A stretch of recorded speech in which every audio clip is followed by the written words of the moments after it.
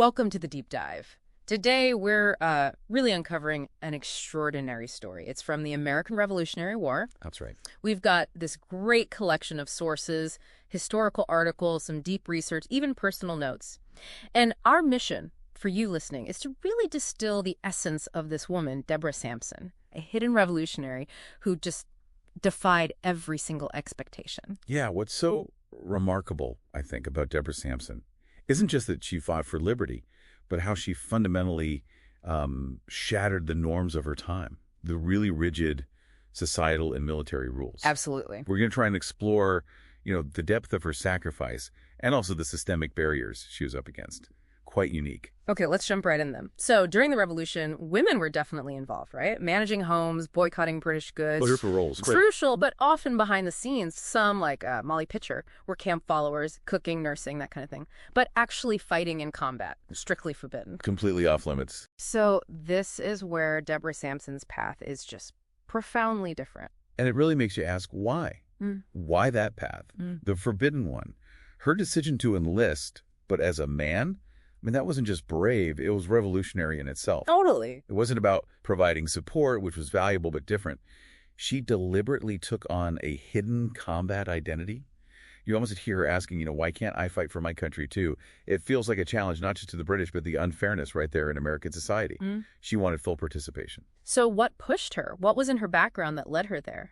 The sources show a life that was, well, pretty tough. Born into poverty, 1760. Right. Then indentured from age 10 to 18, basically years of forced servitude. Yeah, a really harsh upbringing. That kind of life, it seems, really instilled this powerful drive for self-sufficiency. And plus, she had skills that were pretty unusual for women than shooting, hunting, writing. Exactly. And while patriotism was definitely a motivator described as a dedicated patriot, passionate to serve. You can't ignore the money, right? You really can't. Financial necessity was key. She's 22, prospects are limited, and the Army's offering this, substantial 60 pounds enlistment bounty, plus food, shelter. A steady provision. Yeah, it was this rare chance to escape being constantly underpaid.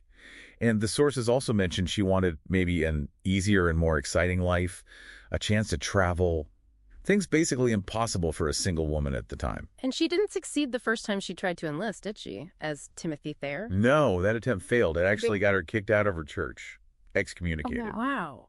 But she learned from it. Oh, absolutely. She then, meticulously made her own men's clothes, super detailed planning. And then, May 1782, she pulls it off.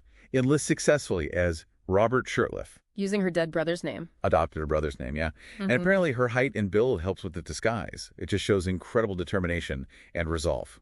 Okay, so she's in under this male identity. How did she manage it for so long? We're talking 17 months. Well, what's really astonishing, first off, is where she was assigned. Captain George Webb's Company of Light Infantry. Not just any unit. No, an elite unit. Demanding duties, high risk of combat. And what's fascinating is how she seemed to excel. Yeah. She led scouting missions, raids. One raid apparently captured 15 men. Wow. It suggests her superiors saw her skills, her capabilities, physical and mental, without knowing she was a woman. She wasn't just fitting in, she was standing out. Proving gender didn't matter for competence. Exactly. Yeah. But living that hidden life, it meant extreme measures. She got wounded twice, a sword gash to the head, shot in the shoulder. And the thigh wound, this part is just unbelievable. Get this. She was shot in her left thigh.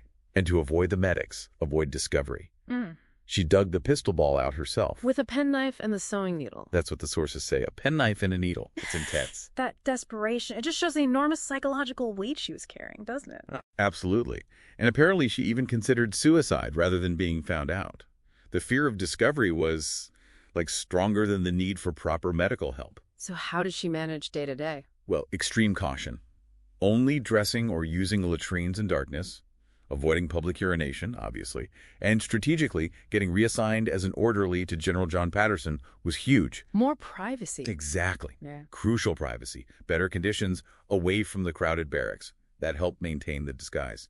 Plus, she deliberately avoided things like roughhousing, heavy drinking, common soldier activities that might expose her. So vigilant. But eventually, the secret did come out. It did. She fell really ill with a fever in Philadelphia. Taken to a hospital, unconscious or delirious, and a Dr. Barnabas Binney discovered her secret while treating her. So the deception's over. What happens then? What's her legacy after all this? Well, remarkably, despite the deception, General Henry Knox gave her an honorable discharge. That's significant. Very. But getting official recognition, getting a military pension, that was a long fight. It took advocacy from people like Paul Revere, actually. Like Revere helped her. He wrote letters supporting her pension claim, And Congress eventually, when deciding to grant her husband a pension after her death, which was also unusual, they specifically noted her service was unique.